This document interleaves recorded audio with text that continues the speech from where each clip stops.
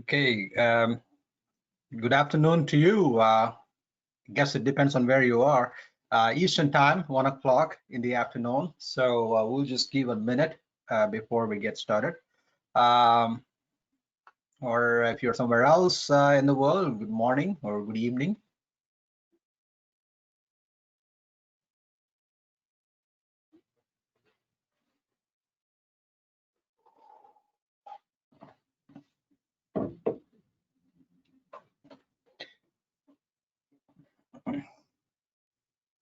Okay, I think we will get started here. I'm Karthik Obla. I'm with the National Ready Mix Concrete Association. I'm in the engineering department here. And today I'm going to talk about NRMCA resources for improving concrete quality. So I'll show you some of where the resources are located, how to use it, why you would want to use it, and who should be using it, right? So kind of a broad overview of everything. The where it is located, so that's an easy answer. It's all located right here in the web link you see there, www.nrmca.org /quality. So you'll find all of the information I'm going to present here today in that web link, if you just go to that web link. Okay, so you're welcome to look at it later on. So with that, let's get started. Okay, so what is before we talk about NRMC quality resources, let's look at what do we mean by quality, right? So quality is essentially conformance to requirements, right? So that's the simplest way that Crosby, who's like a quality guru, who explains it, right? So yeah, he just for example, if you want to go from point A to point B every day, and you have a car, and if you have a Chevy or a Toyota Camry or whatever, and if that gets you every day without fail, that's good quality. Now, if you have a Ferrari and on some days it doesn't get you there, right? It doesn't start or whatever, that's not quality. Now, Ferrari may be high performance, but really not quality. So I think that distinction is very important, because the normal thinking of people is that higher performance, higher luxury, or goodness, or beauty, all of that is quality. Not necessarily, right? It is conformance to requirements. So coming to concrete, if it is if the project says 4,000 psi concrete, right, or 30 MPa concrete, I see there are some people internationally as well. Every truck that comes and you start measuring strengths, and you start measuring strength, and every truckload that comes, you're measuring strength, and everything is getting you over 4,000 psi. Now that's great. It is conforming to requirements. That is good quality, right? Now you decide to ship 10,000 psi concrete or 70 MPa concrete. Now that doesn't necessarily mean it's better quality, right? It is still conforming to requirements, but it's not better quality. Now let's take the same example. Let's say the same project, 4,000 psi or 30 MPa requirement, and producer A sends truckloads of concrete. Every truck comes in, the first one comes in at 4,000 psi, the second one comes in at 4,100, the third one comes in at 4,200. Okay, so that's the range. Now another producer ships the concrete.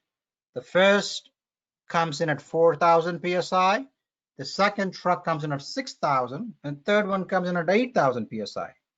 Now both producers, they conform to requirements. So that was the first requirement, right? They conform to requirements.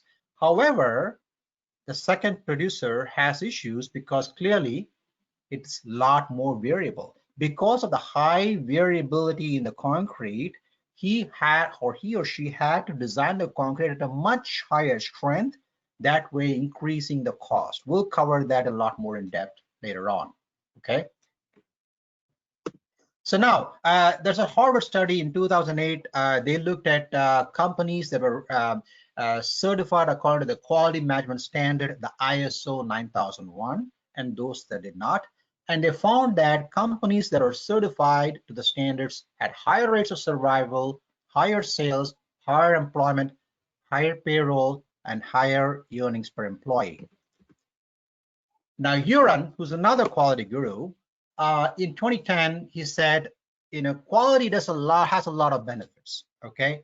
On the right side, I've got this freedom from failure. A lot of you who have been involved with manufacturing concrete, you will know this very well. If you got good quality concrete, you're going to have reduced rejects, less rejects, right? Less rework, less back charges, reduce over designs. We talked about less variability, and all of this essentially means that you got higher quality, means it costs less to make the product, because if somebody's not rejecting it, you don't have to send him another load, right? So that is less cost, okay, to make the product. Now, the same quality, if you have a high quality concrete, that means the producer or your customer really loves it. Why? Because they have less risk in dealing with you. They know that if they deal with you, you got good quality concrete. Even if they don't test the concrete or they test it very less, right? They know that you supply good quality concrete, right? So you have the reputation. Good quality builds reputation, and that leads to customer satisfaction, repeat sales, premium pricing, and increased market share. So all of that together, you can sell more and charge more, and it costs you less to make. So really putting it all together, right? So it's really good quality has benefits, right? So very important to understand that. Okay, how good is your quality? If I ask producers this question, many times they would say, oh yeah, we got good quality concrete. But if I ask you how, can you tell me how? Now, if I ask in our industry, producers have a lot of benchmarks for operational issues. For example, they can tell you cubic yards per hour, fleet age, what is my gas mileage to the detail, right? How much repair I'm spending, all the details you can say, right? All the operation metrics. In terms of accounting, we got all the details like profit, how's my profit doing, how's my fixed cost, what's my overhead cost, right? All those kinds of details. Safety, we can tell you how long a plant has gone without lost time incidents, right? So we have a lot of benchmarks like that. But when it comes to quality, how good is the quality? If you ask a question, what benchmark can you give to convince that you have good quality concrete? Right? So that's a question that a producer needs to ask themselves. And this is something that our RES committee, Research, Engineering and Standards Committee, started looking at it and said, like, yes, there's something called cost of poor quality, which can be a very good metric.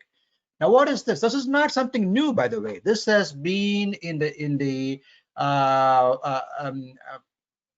again, Crosby is the one who really pushed it out, made a lot of wrote a lot about it. And the American Society for Quality right now does a lot about this. They call it cost of quality, and there's a lot of write-up on that. So, but we have taken that and sort of adjusted for our industry. So what is COPQ? It is a cost to the company as a result of failures. It is internal failures, meaning that you discover the failure before the product goes to the customer, right? You figure it out at the plant itself. Or it could be external failure. The customer discovers it, and as a result, there is a cost, right? He rejects the concrete or whatever, right? So obviously, the external cost is going to be higher if you catch it early on, right? So you can calculate it in dollars per cubic yard or cubic meter of revenue. So you can keep it. In fact, Crosby says you should be calculating the COPQ every quarter, right? And the accounting department should be doing this calculation. Why? Because then it becomes like a very regular system, just like the way they're developing their accountings. They come up with these metrics, they calculate it, and then the executives get a chance to look at it every quarter, right? It's right in front of them, right? And that helps you in many ways. You'll see in a minute. Now, why should a producer calculate COPQ? Well, obviously the first thing is only if you can measure something, you can improve it. If you don't measure it, going back to the question, how good is the quality? Well, if I don't measure it, I'm going to say, yeah, my quality is good, right? So there's no way to measure it. Once you measure it, you can see how you can improve it, and you can start paying attention to the management system. You can try to get that number down, right? So it's almost like weight loss, right? So you measure your weight, you're saying, oh, I'm a little heavy, I got to lower it. So then you start working towards it, then you measure your progress. So it's kind of like that, right? So here we go. Here's a nice chart. Let's say this is just a schematic. Let's say you start year one, you measure your cost of poor quality, and it is at like $10 a cubic yard, right? About $8 per cubic meter approximately, right? And your cost of a quality management system is about $1 per cubic yard. So this much you're putting in quality, that's the cost of poor quality. Now you start making some adjustments, you make some improvements, right? And your cost of poor quality starts to go down, and this is a total cost of quality at the top. The key here is that you want to see how is this trending, and ideally you want to be towards the bottom right side, right? You want to be here as a company. You don't want to be here. So first thing is you want to measure quality to figure out where you are at, right? So that you can start making progress. At some point, you will start seeing a leveling off, a stabilizing, and you want to get there, right? So that's the goal for your company. Okay. Okay, so now how does one calculate quality? Crosby defines COPQ as the total cost of failures in any activity undertaken by the company, right? So it's pretty much, if you think about it, that's company-wide, right? So if you have a driver, they don't make pre-trip inspections. As a result, they have a breakdown. So there's an extra cost, right? You got to and go back and retrieve the truck, right? And send a new load, and you lost the load, right? So there's a lot of cost there. So that is also COPQ because somebody didn't their job right. So you had to redo the job, right? So then poor direction to the job site and bad signage. So as a result, you had more cost, fuel and time, bad invoicing and accounting, right? Accounting, they sent the wrong invoice, you didn't get payment correctly or in time. So you had cash flow issues. So you had to send another invoice. So there's time cost involved in that. And this is my favorite. Many times you quote a job without reading your full spec, right? So you look at the strength and say 30 MPa and you quote the job, right? You get the job and then you look at it and say, oh, it's got a minimum cement factor. It's got a water cement ratio requirement. So all that increases your material cost. So that is cost of poor quality. Why? Because somebody didn't do their job correctly. So that's how Crosby defines it. And if you're a CEO, you can appreciate it. This is the cost of failures in any activity, right, for the company. And Crosby actually just looked at several companies belong to different industries all over the world, and he says that it's about 20% is a COPQ for an average company, which does not have a very strict quality measurement. 20% of the total revenue. That's a lot. Now, the company pays attention to quality, systematically reducing it, they can bring it to about 1 to 2%. That has been his experience, right? Now again, he's talking about the overall quality. RES committee, Research and New Standards Committee, at NRMCA, we decided to just focus on concrete material quality only because we thought, let's focus on something that we can have more control over, and then we'll see how we can do it, and then we can try to do other things, right? So that was the focus. So the numbers will be a little bit less here. It won't be as high as 20%, but probably still be a sizable number. So now we developed an Excel spreadsheet, and what has happened now is that, for example, we calculate like 15 different things. I'm not going to do the depth because that's a full presentation. For example, we look at things like rejected concrete, obviously, right? How much rejected concrete there is, back charges, over yield cement over batching, strength over design, cost of adjusting mixtures, how much time is spent adjusting mixtures. So we have a way of calculating all that and coming up with a dollar per cubic yard. It's an Excel spreadsheet. You can fill it out. And NRMCA developing industry leaders group about 2 years ago took this Excel form and they made it a lot more user friendly.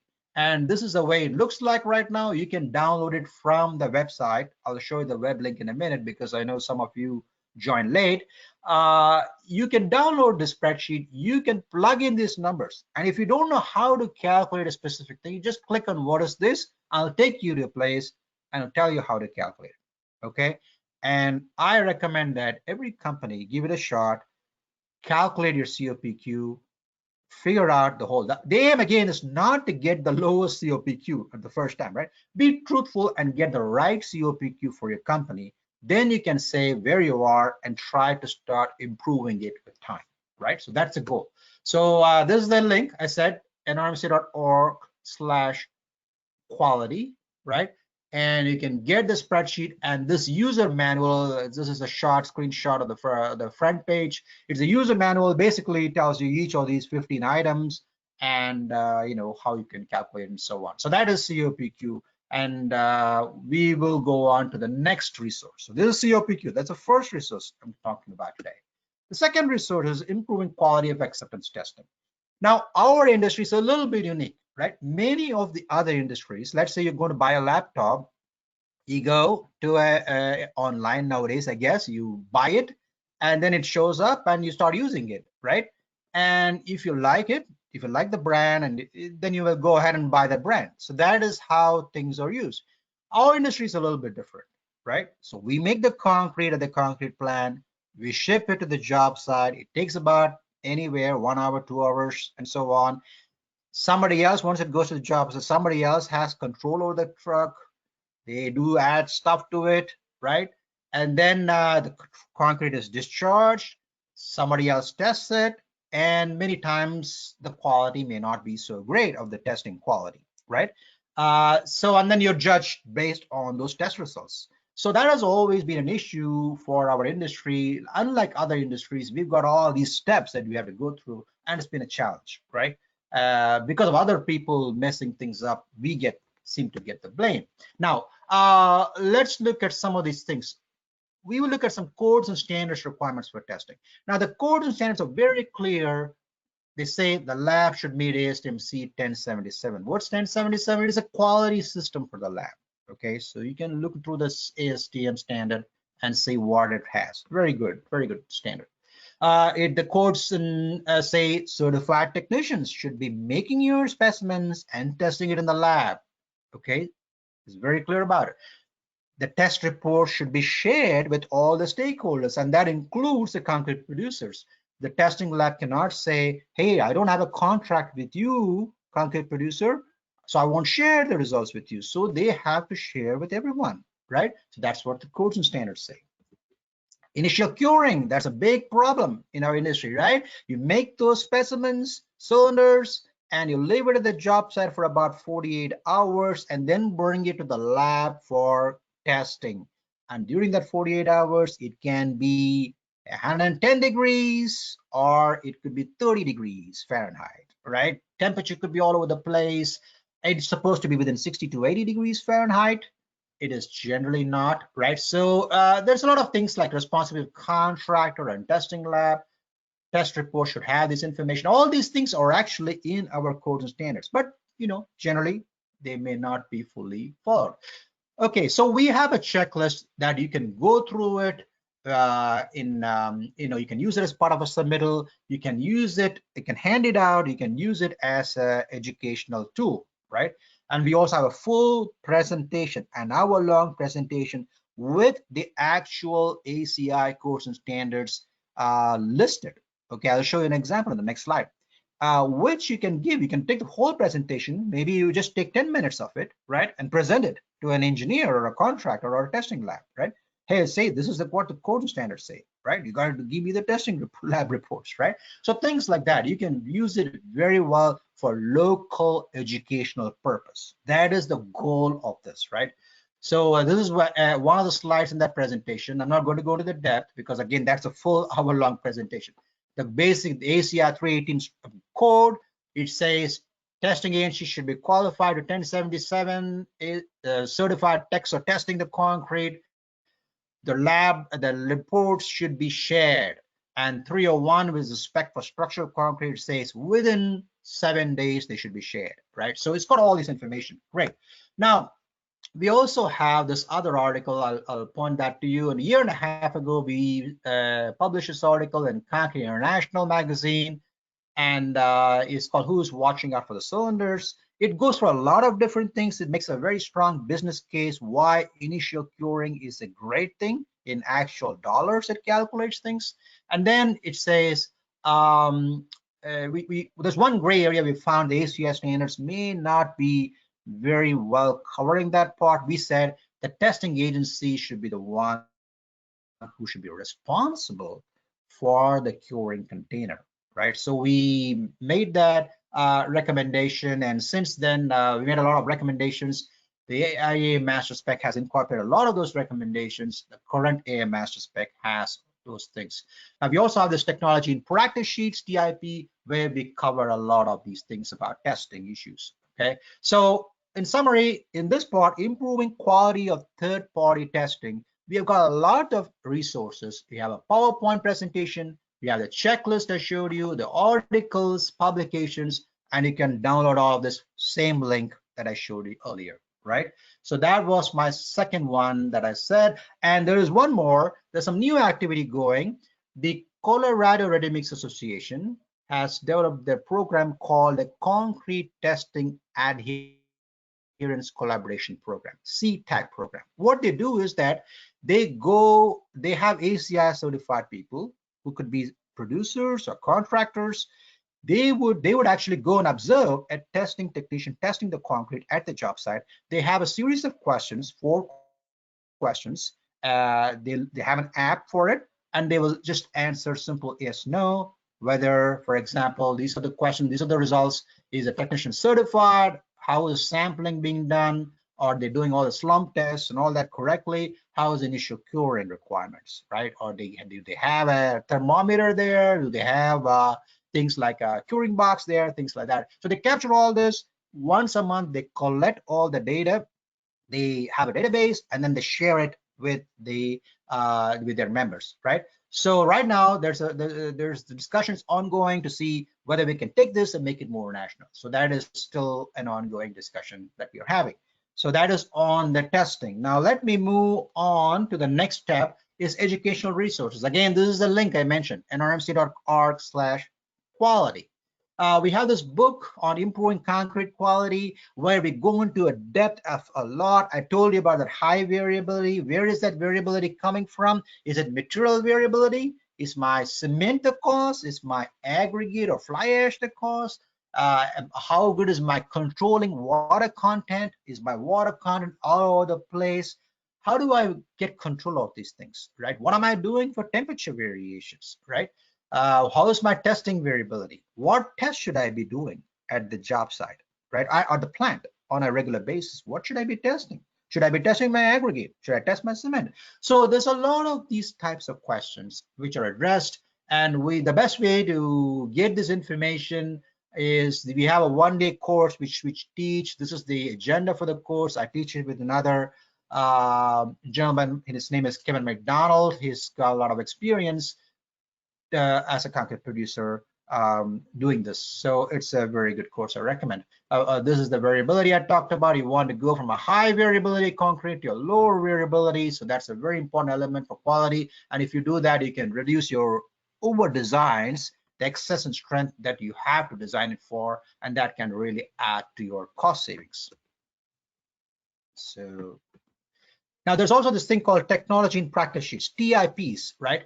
So these are very useful stuff. Many of you may be aware of our CIP sheets, concrete in practice sheets. Those are more for contractor education or homeowner education. If the homeowner compliance says there's a crack or it's scaling, we have those CIP sheets, and they are very, very effective in educating them, right? But we have these things called TIPs. This is more for a little bit more in depth. The CIPs are all 2-pagers, right? Very simple.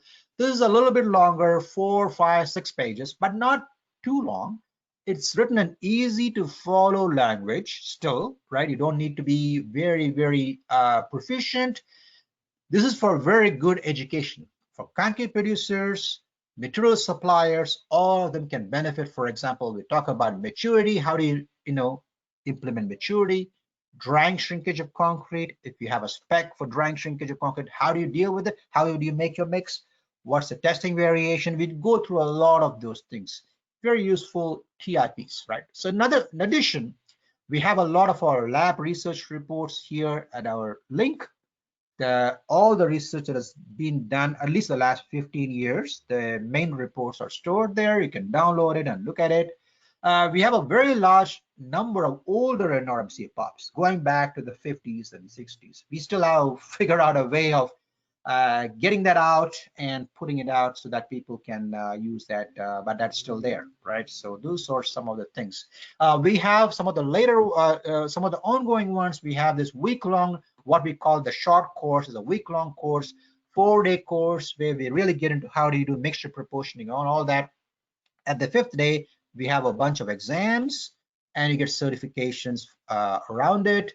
We also have this concrete durability course where we really get into the depth of ASR, sulfate attack, chloride ingress.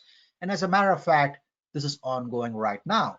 Okay, so they've got like 4 days done. They've got an exam coming up pretty soon. We get a certification for that too. So this is level 2 and level 3, and this is level 4. Again, these are probably appropriate for concrete quality control managers, salespeople who are technically kind of more advanced, and people who are a little bit better in math because there's a lot of calculations involved here and so on.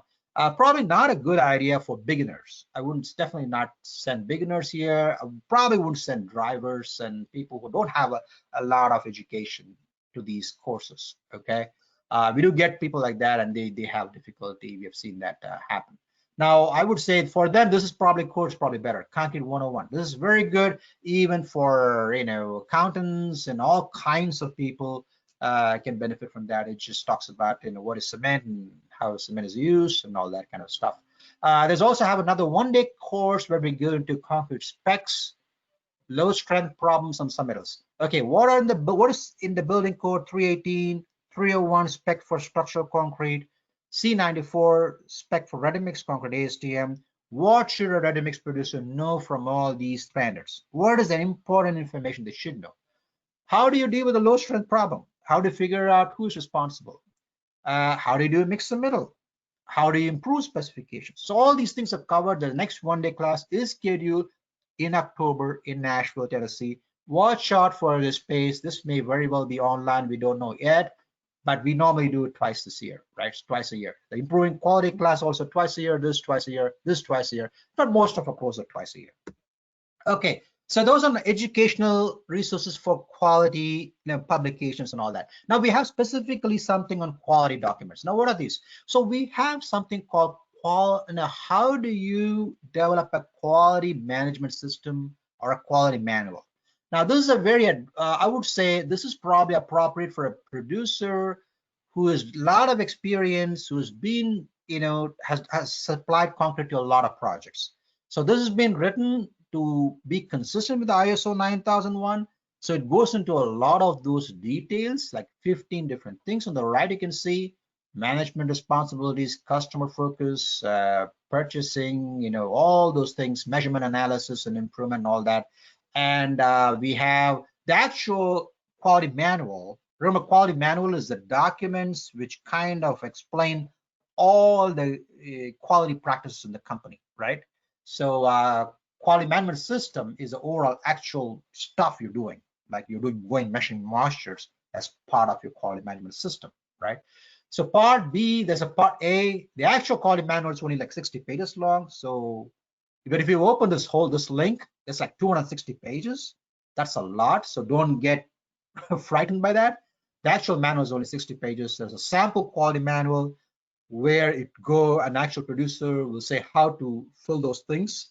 And then there's a checklist an external auditor can use to see whether the producer is actually doing those things that they're saying they're doing, that they will be doing, right? So I would say this is still a little bit more advanced producer. Now, something that is applicable for everybody, even for a producer who's a very small producer, who's got very limited amount of sophisticated work that they do, rarely in spec jobs, let's say. Even for them, like one plant operation, they will benefit by looking at this. They will go through things like, what should a quality department be doing, right? What should a quality control manager be doing? What are some of the basic tests you should be doing, like moistures, right? Yield, things like that. We talk from a very basic level, right? And we talk about some of the training you may need. So this is probably applicable for all, from even as I said, very basic level producers. They can look at it, they can develop their own quality manual, or from this, they can say, oh, this is the kind of jobs I'm doing. This is my market. So let me right size my quality department for my market, right? And so that is the right way to think about it. So this is what the QC guide is about, right? We also have something called a QC manual, a guideline manual. It's called the Pub 190. Here we go into things called a quality control plan. So what is a quality control plan? Now remember, quality manual is overall system of documents which define the quality management system. The quality control plan is more for a specific project. And this is popular for large DOT projects. AASHTO has some guidelines for developing a QC plan. This was developed following that. A lot of big commercial jobs may have, they require a QC plan. So we put this together. This is also a good thing that all producers who are supplying to such jobs, right, which require a QC plan, this is a very good resource for them. So I wouldn't say this is just for the, higher level or sophisticated producer. This is a very good resource. They can look at it, how to put this quality control plan together, what is a sample quality plan. It goes into a lot of other things like statistics and ACI and all that, sample reports for 318 strengths and all that. But these two are the main things, QC plan and the sample QC plan. This is very good for you to look at. So, okay, just to summarize education courses, we talked a lot about the course and pubs for improving quality. We talked about the QC guide, which you can use to structure the quality department and the quality management system, developing your QMS. And we also talked about developing and improving the quality plan and manual. Okay, so you can use these resources to do all of that. Okay, so next we have certification. Now, the certification, many of you may be familiar, is the NRMCA plant certification. Now, what is this? Many code standard specs will say concrete should conform to ASTM 94. If it's a highway job, it'll say AASHTO AM 157, and there are other standards for central TMNB and concrete plant manufacturers bureau standards. So the plant certification has been developed to comply with all these requirements, right? So just a brief background, it was originally developed in 1965, so it's over 50 years. Now we are in the 12th revision. We even have an electronic version now. So there is an engineer, an auditor who goes around the plant, looks at different things, right? Batching and all that. They have a big checklist. They go over it once in 2 years. They make sure everything is okay at that time. And then there's a responsible company official who signs off saying that they will maintain it according to what is observed on that day, right? So we've had about, right now, about 3,000 plants. So it has been growing, as you can see. Many DOTs require it, and department as well. So there's also this NRMCA plant inspector's guide. So it's not like any professional engineer can go and inspect a plant. So it is a specialized thing, right? So we have a one-day program. It's an educational program. There is an exam for it, and there's a full guide for it to see how a plant inspector should be inspecting a plant. So again, program has been ongoing for many years. Okay. We also have, again, the point I also want to make sure here is that this just ensures that the concrete plant is good. It's capable of supplying good quality concrete. The important point is that it doesn't mean that every cubic yard of concrete that comes out of the plant is going to be good quality, low variability. No, it's just a plant is good quality, right? For a good quality concrete, you got to have a lot more other things. We talked about the quality plan, quality management system. You got to have certified people making your concrete, testing your concrete, well-trained people. You got to do things about how you're going to test your cement or aggregates, control your water. Now, some of these things are related to batching or manufacturing, like control of your mixing water. So it goes into the plant certifications, but there's a lot of other things, product management, standard deviations calculation, things like that, which are really part of this quality certification, which we developed. This is a little bit more recent development. Okay, so finally we have this quality water survey. So now I will be going through in a few minutes. I will go through an actual quality award and what it covers and how to put it together, right? About 15 minutes, then we'll open it up for questions. And I've got a little bit polling at the end as well, just to see, you can participate in that and you can see the actual results. Should be pretty interesting. Quality award, so just to give you some brief background, this has been going on for about 12 years now. We started in 2009. It is for members. It is due on June 30th every year. So right now there's a quality award running. The applications are due on June 30th. And the winners are recognized in the NRMCA Concrete Fall Works, right? Fall Concrete Works convention, right? Now, even if you're not a member, right, you can still access the quality award application. You can download it, you can see what is involved, and that still will be a very useful thing for you just for improving quality purpose. About 40 people get the award every year, so there are about 40 companies or divisions.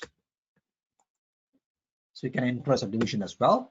So the other one thing is that we put together an annual product quality survey report based on the responses to this quality award. Okay, so why should a company participate? I would say one is recognition. You're being recognized in front of peers as well as the broader industry. We put a news release together, we put an e-news, we send it out to different publications like Concrete Producer, ACI, CI, and all that, and they carry it, right? So it's recognition that you have a quality award. You get the annual quality survey report. Now that's a great thing because you get this report only if you either participate in the quality award or you are an RES committee member, right? Otherwise, you do not get the survey report. I'll show you in a minute what that report has. Lots of good information. The award criteria, remember, is based on that checklist for the quality management system I talked about, right? That larger quality manual I talked about at the very beginning, which I said, there's kind of the gets into all that ISO 9001 stuff quite in detail, right? So it's just that checklist that's of interest for the end user. We took that out and said developed an award based on that requirements. So really, you can use it as part of an annual quality audit. A producer who's taking part in the award can use it as an annual quality audit and just improve quality. And I've talked to many producers who participated. They say the first time you participate in the quality award, it takes a long time, maybe a day or even 2 days, right? But subsequently, they know what to collect. Once you know what to collect, and once you've gone through the first time, it takes you only about 3 to 4 hours each year. So it gets a lot easier, right? So that's what we have found. So once people start sending in the application, we find that they regularly do that. So what it takes to complete an application is an Excel-based form. I'll be showing that in a minute. It's multiple choice. There are no essays or pictures. Remember, we are engineers. We don't know how to read essays or look at pictures and judge things. So it's all very objective, and we look at these. If you get 75 points, you get an award. So that's how it is. You need to attach documentation for about 9 questions, right? And I'll show that in a minute. And if you don't get the award, we also tell you sections. There are about 8 sections. We'll tell you which sections you were scoring low. Maybe next time you can improve it and supply it again. So send in the application again, right? And again, it'll help you say where you are falling short. Quality survey I talked about is we track about 25 different things. The report has 25 different things. It's arranged in tables at the end. It basically says, concrete rejected the job site as % of production. You can look at the overall respondents average. You can see where your company is, so you get an idea where you are at. It's got number of technicians or managers or lab for every, say, 100,000 yards. It's normalized to that. You can figure out, where you are at, how many are certified, frequency of moisture probe calibration. So it's got a lot of good things. If the industry says the industry average is every week they're doing it, you want to see that, where you are at, you can make changes. It also has things like you got to supply two mixtures, and we calculate standard deviations, and we say that this is where the standard deviations of the applicants are at right now. So lots of good stuff. And before I summarize, I just want to show you the quality award application, right? So you can access the quality award from the NRMC website. Same link I showed you, www.nrmc.org/quality, right? And if you go there, once you go into that, you can download this Excel form. First thing I ask you is make sure once you fill this Excel form, you submit it as an Excel form, right? Don't make it a PDF of it and submit it, because then we cannot grade you. We cannot, give you an award, right? And make sure you email the completed form. You put your company name and you email it to Karen Bean, kbean@nrmca.org, okay? And as part of the award, there's about 9 attachments. I'll show you that can be in PDFs or Word files, okay? That's okay. But the form itself should be in Excel. Now, once you look at this, read this intro, we go to this main sheet, right? It's got about 8 different sections. Make sure you're filling out your company name exactly as you would in the award certificate, right? You fill out the annual production volume, and we also asked you that a division executive reviews the application and signs off on it. Because remember, I'll be showing you in a minute, some of these things are kind of on our code, right? We don't check exactly what you're doing, right? So we will ask you to be truthful, and it's on the executive to make sure that it is being properly done, right? So that's on that. So let's look at section 1. Let's look at the first one. The first one says management commitment and decision process. The first question says, what is the involvement level of the executive, president, or GM for establishing the company's quality manual? And if you look at it, the options are, if you don't choose anything, it's there. There's nothing there. You don't get a point. Now, you will get points if you choose one of these, right? If for the first option says detailed review with budget and resources. Okay. Cursory review and approval. Delegates to QC department. We want you to answer truthfully what is closest for your company or division, right? So that's very important. So we want you to answer each of these questions. That way, if you leave questions out, you don't get points, obviously, right? So that is one thing. Now, the other thing is, let me show you a few attachments. 1.4, for example, says provide a document that outlines at least 5 QC duties and the individual with delegated responsibility, title or name for each test. So when you respond to it, you want to make sure you click on this, right? And then you send the attachment. For example, here is an attachment right here. Okay, and it shows here for process control, for scale calibration, it says the frequency and the person involved. So it's got all the details for process control, ag stockpiles, segregation, contamination, trucks, and it goes on and says QC testing, grading tests, how often you're doing it, and all that detail. So there's a kind of thing we're looking for, right? We just want 5. That's got so many. We just want 5 QC duties. You list any 5 that you do on a regular basis.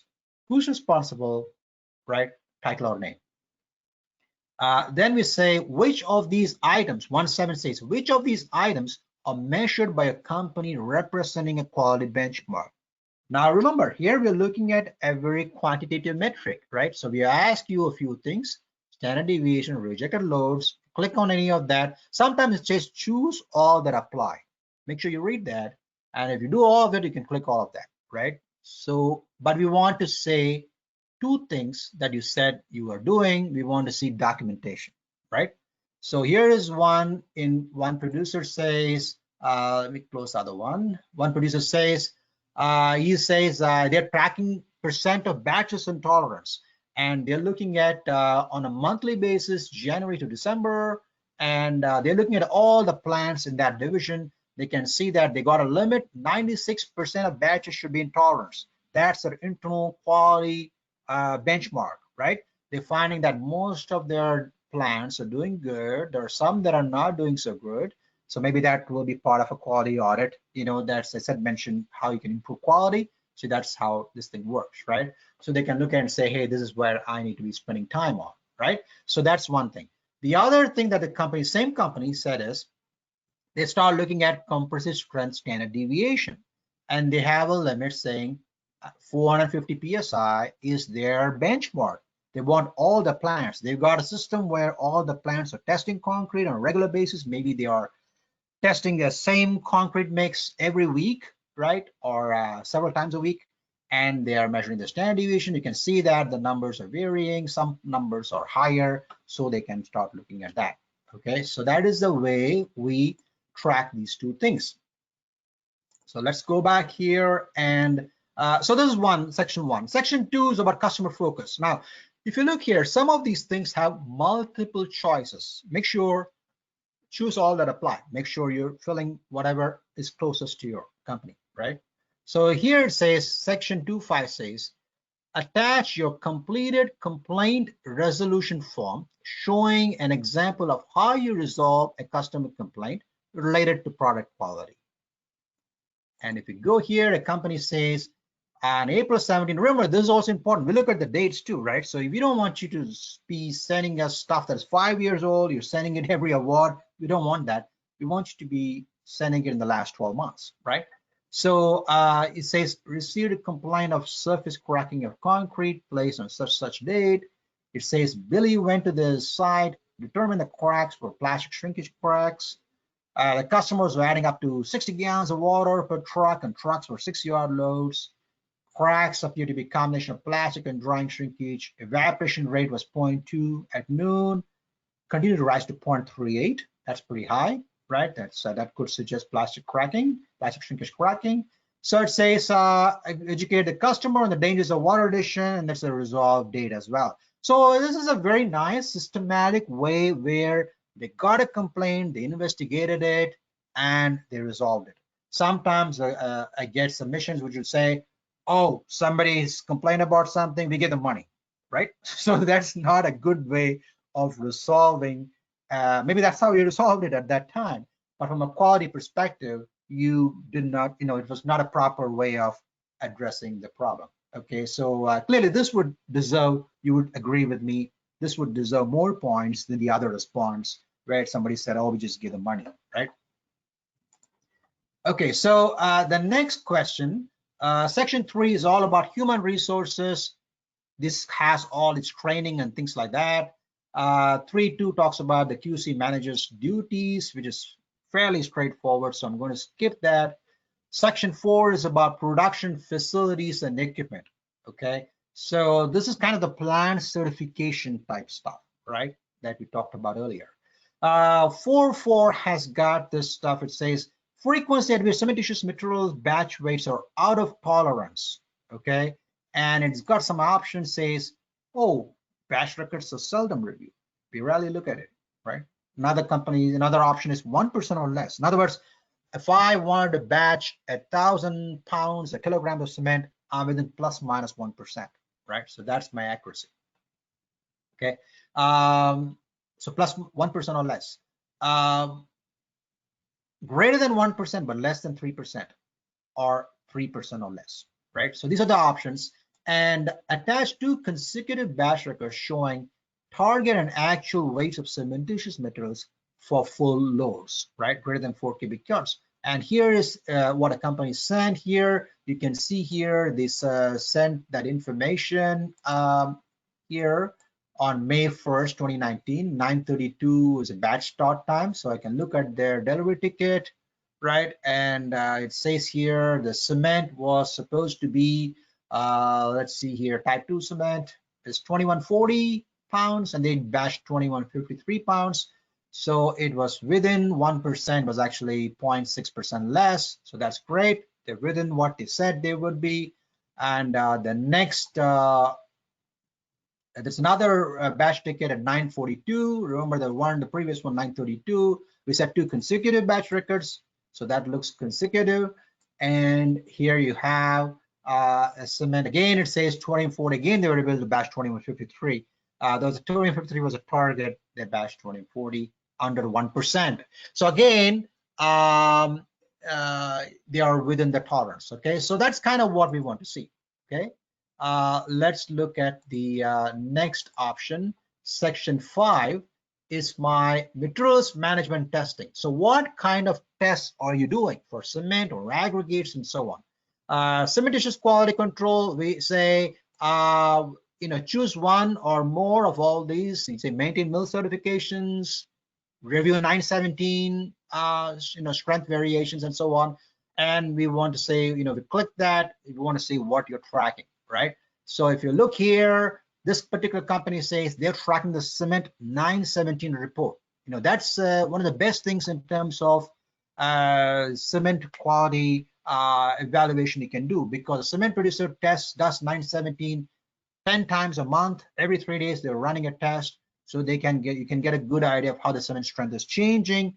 And here's how it has been varying over a year. This company sent this submission. You can see that sometimes it's running at pretty high, 38 MPa, sometimes as low as 30 MPa. So clearly that's may have an effect of how your concrete strengths are. And so that's, again, you're doing something about cementitious quality control. Okay. So the next option here is 5.9, which is attached documentation of internal testing. Remember, this internal testing, this should not include mixed design development or any mix optimization work. This is purely plant tests that you're doing to make sure your processes is in control, right? So here there is one producer which supplied the data. They're very detailed. They looked at it and said, okay, I can look at it. This is a very detailed information.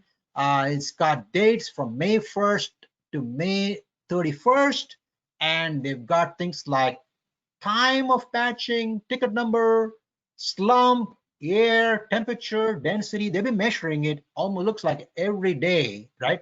Or several times a week they'll be measuring. They're measuring all this with density. Obviously, it looks like they're running at the plant, okay? And they got this density control chart here. So with even control limits, right? Upper control limits, lower control limits. This is great, right? So clearly this company is doing internal testing like the way we want to see. Clearly deserves the full points, right? Here is some other company which also supplied. Well, there's only one date, say 6/21/2017, right? So there's nothing else. I can't tell whether it was done on a daily basis or weekly basis or whatnot. It's just a sample number here. They're just tracking strength. For all I know, this could just be acceptance test data. It's been plotted, right? There's no way to tell whether it is internal testing at that the company is doing for quality control purposes. So obviously the other one seems to be more appropriate than this one. Okay, so that's how the kind of things that we like to see. Now, number 6 is all about spec review and mix design. There's no attachments here. Number 7 is we ask you about specified strength, standard deviations, average strength that you got from the project test results, and whether it was errant trained or not. Okay. Here I've seen a lot of challenges, people responding to it. Sometimes the data that is being reported here doesn't match the documentation that is supplied. We want to make sure it does that. Sometimes the average strength entered is not consistent with the actual average strength that was measured. They will calculate the ACI 301 calculations and just put that in, so that is not correct. And there are some instructions. We want to make sure the mix doesn't have max water cement ratio requirements, minimum cement factors, or fixed over design values and things like that. And if you don't have more than 30 test records, if it's only 15 test records, we ask you to apply K value that the ACI 301 applies to increase the standard deviation. Okay, so let's see what a submittal looks like. This is a submittal. So they got 30 data points. That's great. And it's collected between June and December. So that's a sizable, more than 45 days That's what the ACI wants. You look at the 7-day, 28-day strengths. They got this as strengths 5083 psi. This is 4000 psi concrete, and the standard deviation is 446 psi. Okay, so if you go here, you will enter 4000 with a specified strength. Standard deviation was 446 psi that was measured, right? And the average was here 5083, right? 50. It is not the ACI calculated average, right? 4598 is what ACI says, but you're designing 5083. You're over designing it, right? So we want to see that number, right? So we want to see that number. So that's exactly what we want to see, average strength. So that is that's the mission. So finally, you have 7.4, frequency of internal quality audits. We just asked you to submit an audit with the last 12 months date, responsible personal, items reviewed, corrective action process. And I will just show you one very quickly. This is very brief. Other companies give you more elaborate, but this I think is quite sufficient. They give you a checklist and all that. That's great. It says they're doing scale checks, ags, moisture, so doing all that. It also has a name, so people have hidden that. So so that's a plant audit, I guess a quality audit. So that actually, we come back to this presentation now. I will finish up with my last slide, and I'll take you to the polls that I mentioned. I will show you. Okay. Let's see. Okay. So the last slide says we shared today. I showed you various quality resources. I would just list as action items. Make sure you calculate the cost of poor quality. That's a great metric. Any company, anywhere in the world, can calculate this at any level of sophistication, right? You figure out what's the cost of poor quality. Now, you may not be tracking some things, but that's the whole idea. It's a good thing that you should be tracking things, because many times companies, they just look at it and say, oh, that's the cost of doing business.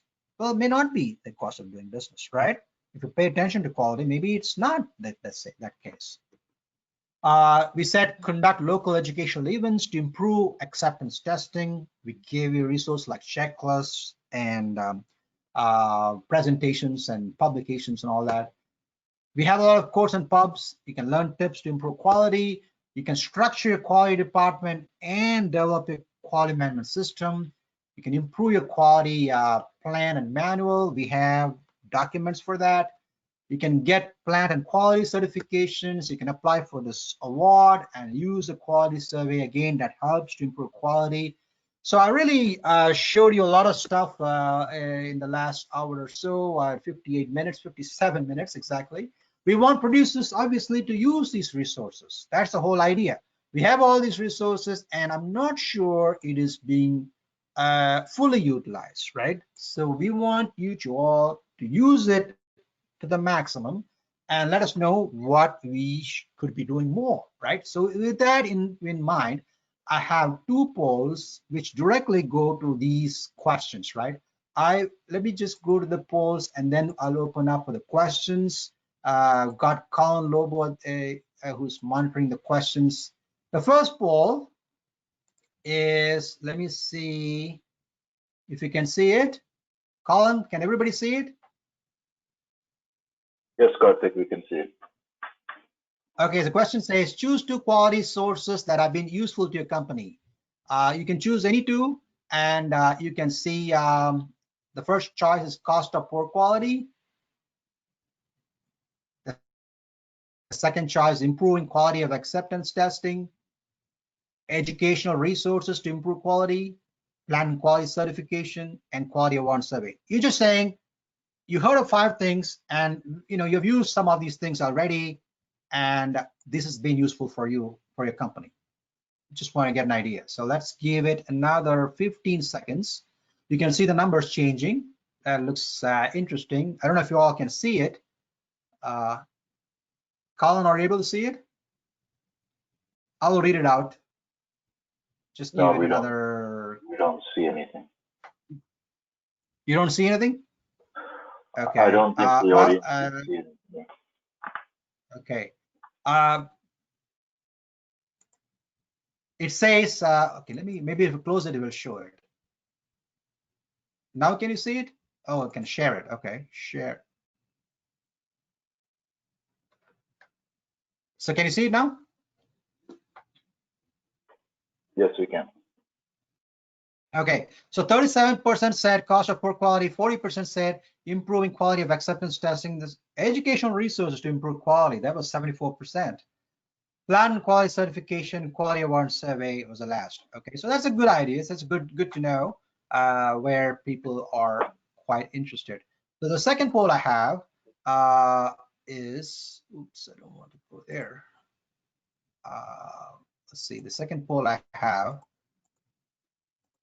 is this.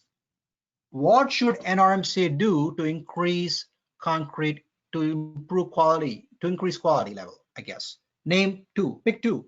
So we have offer four things: offer consultative assistance in calculating cost of poor quality, offer consultative assistance with, developing your quality documents, develop resource like blogs, webinars, tips, and all that to improve quality, implement the concrete testing adherence collaboration program nationally that I talked about, the NRMCA stuff. Four things. Now, if you have other, just wait. You have only four choices. There's at the end of this presentation, there'll be a survey that you'll be getting. You can write in other. It'll be a short answer. You can write it in. So you can write that as well if you have other suggestions for us. Again, the focus is how can we increase quality, right? So that's our goal, how to raise the quality bar for the industry. What's the best way to do it?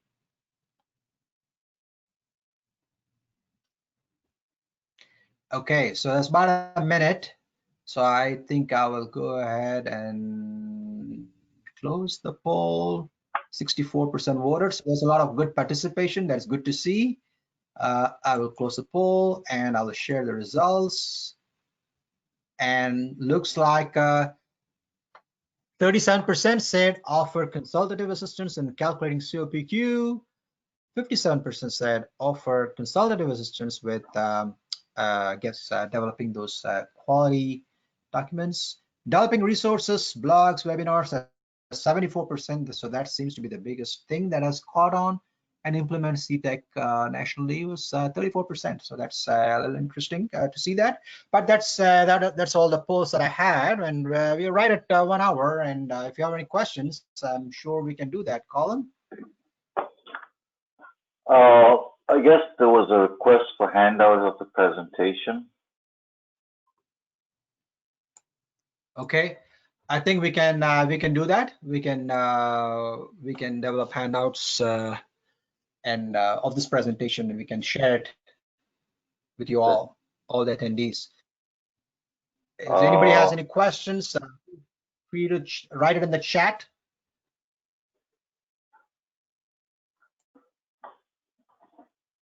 One is a very specific question that they got 85% of the strength at 7 days, but when they went to 28 days, it was low. So I'm not sure with that information you can answer that question. Yeah, I think 85% of the strength at 7 days. So you would normally expect it to be okay, right? And if you see a very low 7 to 28 days strength gain, in many cases, it will suggest poor curing because that would suggest the 7 days are good, and the 28 days are not so good. In many instances, I've seen that to happen. You want to also look at whether other cylinders have been taken around the same date and so on. So again, you have to look at the specific situation. You want to see your typical average gain. You would normally, what I recommend is that 7 to 28 day, if you see 1,000 psi or like 7 MPa gain for that particular mixture, we'll go through this in the quality class. I say, it should be within plus minus 40% of that, right? So see if it is in that band. If it is, because most of the time the data will lie in that band. If it's not lying in that band, if it's much, lower or higher, there's something going on. It's something strange about happening.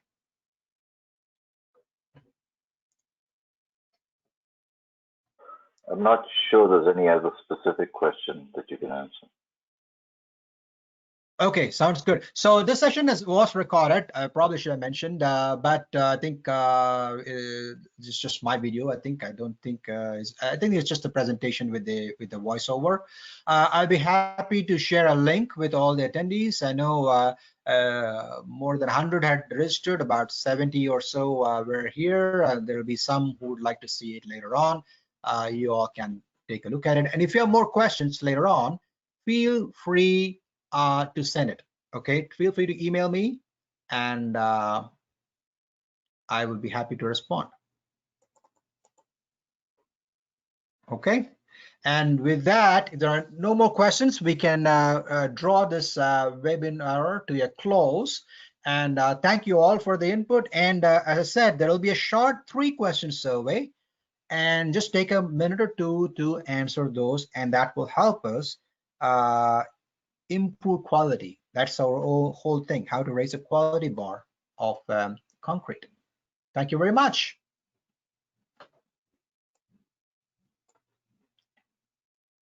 And then I will stop the webinar now.